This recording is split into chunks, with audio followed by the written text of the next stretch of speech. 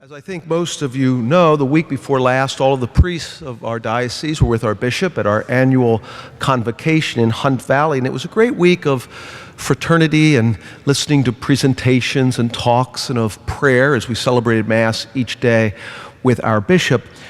But one of the presenters on the first day was from the Spitzer Center. It is a faith and ethical leadership center. Its founder is a Jesuit priest by the name of Father James Spitzer. And the first day was spent on Father Spitzer's analysis of what he calls the 4 levels of happiness.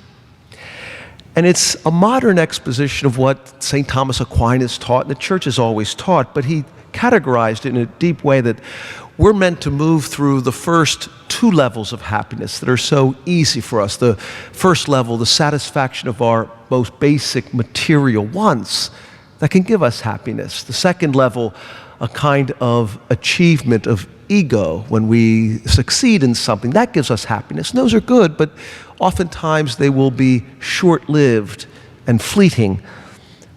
The third level of happiness is in giving of ourselves to others. So many of you who live that sacrament of matrimony know the deep joy that comes in the love of spouses. Again, that gift of self to the other. But then Father Spitzer's analysis and the Church's teaching of the 4th level of happiness, when we give of ourselves to God, when we can then be filled with His happiness, which is a happiness that never ends.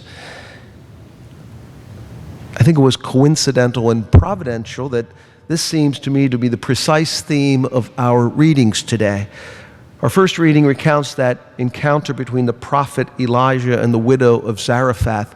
The widow is in a dire situation. She has no hope as her material needs are all lacking, so she has no happiness, if you will.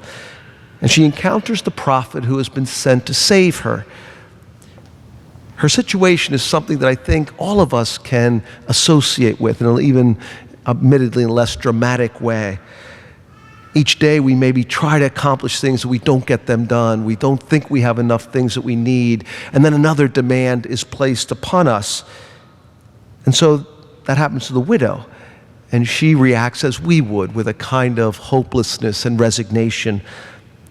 But the prophet persists and he says, "Do not be afraid. Do as you propose, but first bring a little cake to me." He is giving her this insight into that level of happiness that despite material want, we are to trust in God, that we are to give of ourselves to others. She does. And then we're told that she and her son do not die, but they're fed, they're sustained, they live. It's the same situation presented in our gospel. Again, we see a widow, one who has nothing, one who, again, is marginalized without that level of happiness that can be enjoyed by material wants, helpless, tempted to hopelessness. But what does she do? She goes forward, and we are told she gives all that she had, her whole livelihood. So the message is clear for you and me to know true and lasting happiness. Even in the midst of material want, we need to give of ourselves. And I think there's another great insight in our gospel, and it's what we remember so that we will be able to respond in this way. And it is that things are not always the way that they appear to us to be. You and I receive all the teachings of the Church, the teachings of God's love for us and of our path to happiness. And yet the world tells us things that are entirely different. And so our vision and our judgment can be distorted by original sin. It appears that the scribes are the ones who are following the law, but we are told that Jesus does not honor them. But he says they will receive a severe condemnation.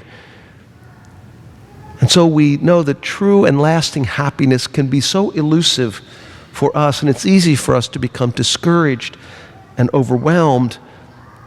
We allow our emotional stability to be determined by how things appear to us to be instead of how they truly are.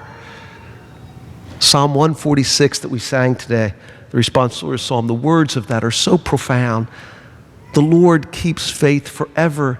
He secures justice for the oppressed. He gives sight to the blind. He sustains the fatherless and the widow.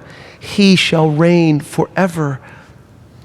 We have to grow in our trust that God will always provide all that we need for true and lasting happiness. We encounter this mystery here in the Holy Eucharist that's referred to in our second reading from the letter to the Hebrews, that one perfect sacrifice of Christ that is now made present. He who gave everything that he had to give on the altar of his cross now gives himself to us. The widow at Zarephath gave even though she had nothing, and all was provided for her. The widow in our gospel gave everything that she had, and she was recognized and honored by the Lord.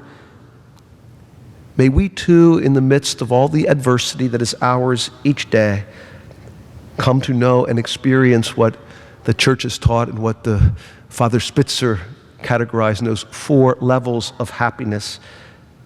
That true and lasting happiness is found not in the satisfaction of our material wants and needs, but in our giving of ourselves to others, in our trusting in God always as He provides for us, as He sustains us, and He gives us everything we need so that we might come to know that true and lasting happiness that only He can give.